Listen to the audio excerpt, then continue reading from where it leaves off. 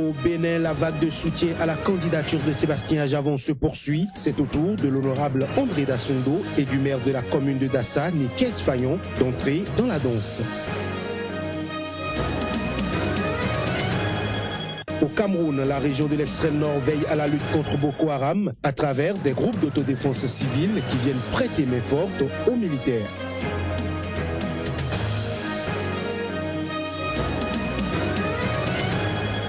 Enfin, la RDC vient d'être déclarée pays libre du poliovirus sauvage par l'Organisation mondiale de la santé, OMS. Annonce faite par le ministre de la Santé publique.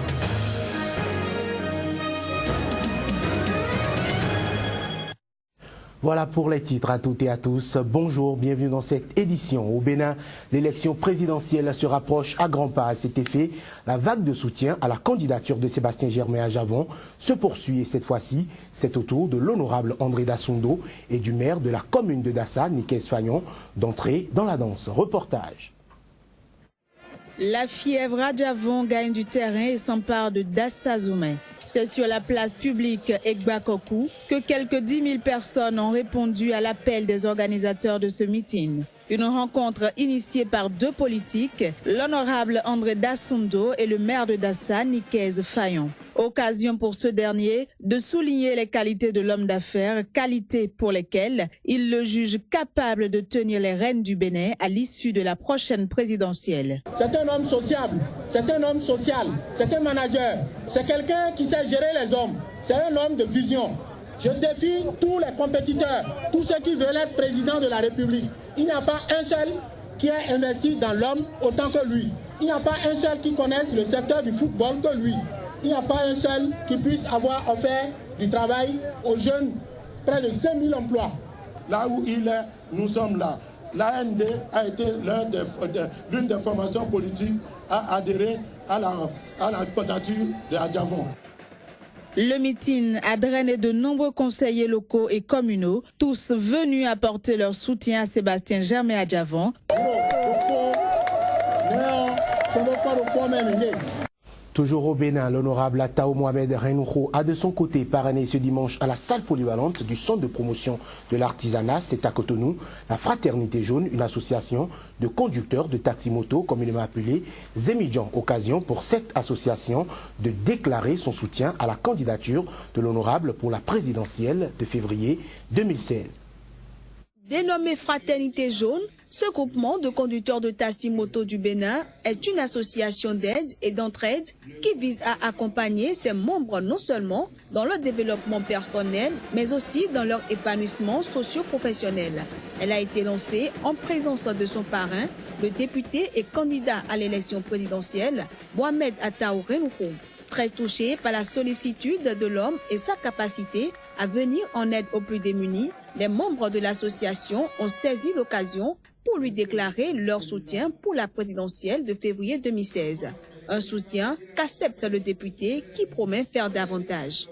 Chers membres de l'association La Fraternité Jaune, comme beaucoup d'autres, vous avez compris ma sincérité et ma loyauté envers le peuple. Contribuer à l'amélioration des conditions de vie des Zemidjans, membres de Fraternité Jaune, est un défi personnel. Je sais que vous avez trop souffert,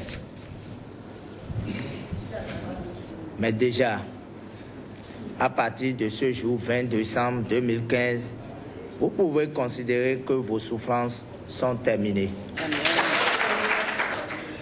Je vous accompagnerai dans la réalisation de vos différents projets.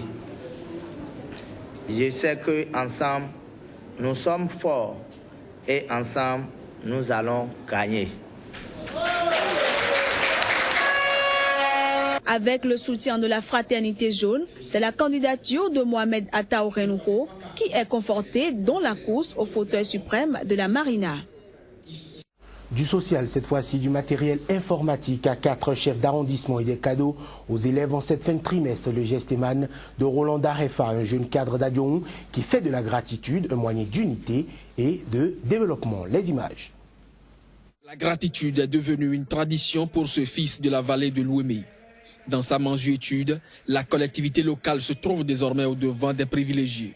L'outil informatique pour sécuriser les données de l'état civil d'une population forte de jeunes et de femmes, mais surtout d'enfants, constitue pour le donateur un moyen de solutionner l'épineux problème de pièces d'identité. Je voudrais vous inviter à prendre soin de ce matériel dans le but de rendre efficacement service à nos populations. Ce don de matériel informatique aux élus s'étendra progressivement aux autres élus. Ils étaient massivement présents, les yeux rivés sur leur présent, ces enfants de cette commune de la vallée de l'Ouémé. Noël des enfants est à sa 2e édition dans la commune d'Adjoum, du moins dans son anticipation cette fois. Des mains de Papa Noël de circonstance, ce sont 200 enfants de la commune qui reçoivent de cadeaux, des gestes assortis d'engagement. Chers enfants, en recevant ces cadeaux, vous avez l'obligation de nous promettre de travailler à l'école. Sinon, l'année prochaine, le Père Noël ne viendra plus. Donc, c'est promis, chers enfants, que vous allez bien travailler à l'école. Roland Darefa est un jeune cadre politique d'Adjoum. Avec ses amis des forces courues pour un Bénin émergent, il prépare la commune et la vallée de l'Ouémé à un choix judicieux, gage de son développement.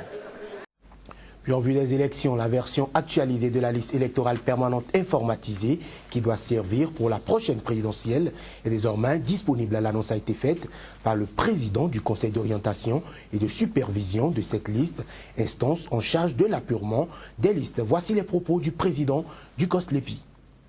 Nous venons de rendre public la liste électorale permanente informatisée pour l'élection présidentielle de 2016. Nous n'avons pas attendu les derniers moments pour commencer par nous préparer, étant donné aussi que la loi nous donne 60 jours avant le scrutin pour la publication de cette liste. Nous l'avons fait largement avant. Nous estimons que nous allons gagner en temps et il n'y aura pas de souci, il n'y aura pas de pression pour la mise à disposition des différents documents électoraux qui doivent concourir à l'organisation d'une belle élection.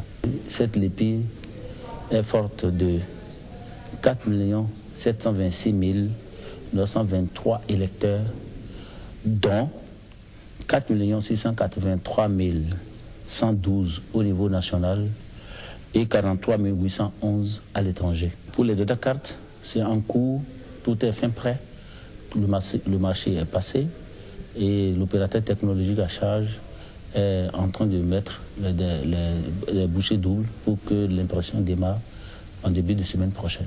À partir du 10 janvier prochain, nous allons commencer par progressivement procéder à la distribution de ces cartes d'électeurs sous l'égide de l'Agence nationale de traitement qui sera mise en place dans les tout prochains jours.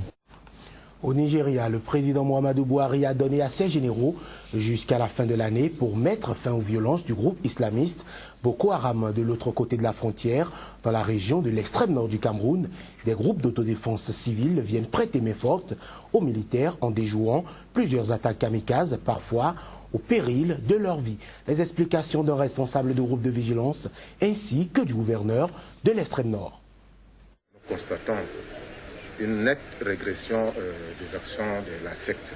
Et avec le concours des membres du comité de vigilance, comité de vigilance que vous voyez, avec le concours, nous pensons que cette secte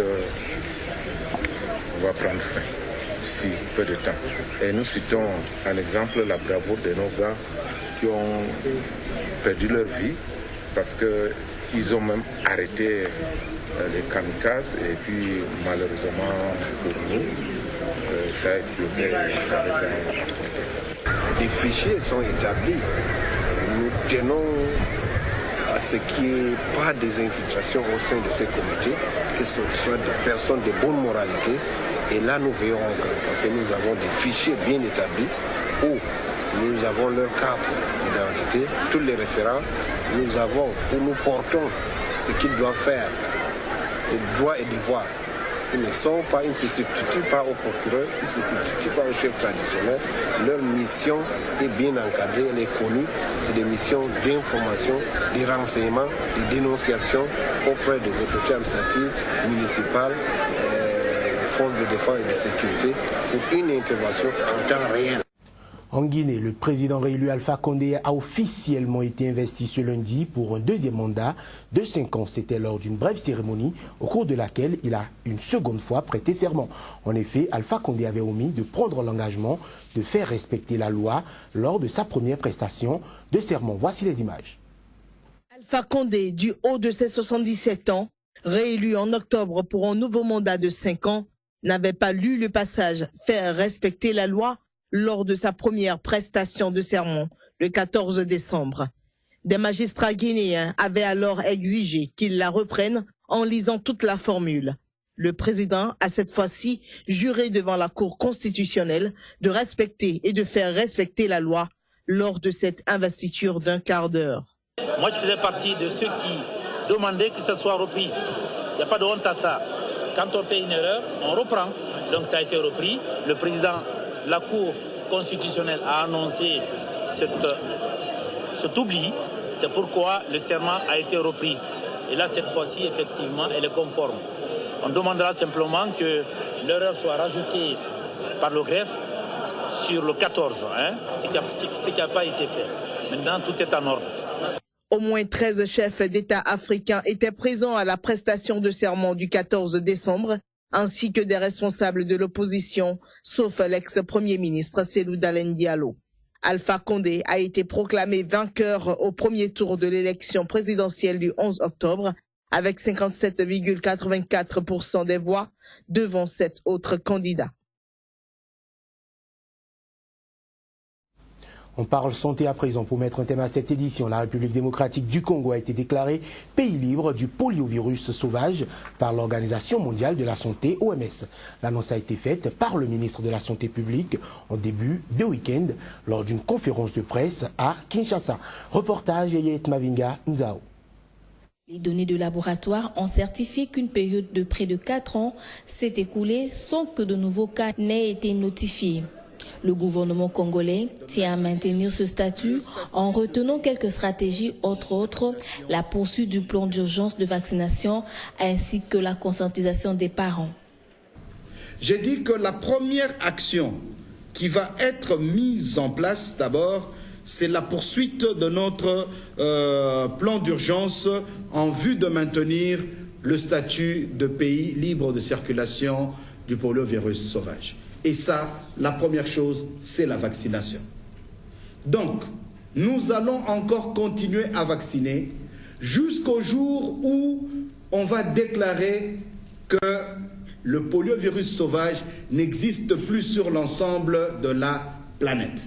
L'UNICEF, comme l'un des partenaires de la République démocratique du Congo en matière de lutte contre la poliomyélite sauvage, se félicite du résultat qui est le fruit d'une collaboration exemplaire entre le gouvernement congolais et les partenaires.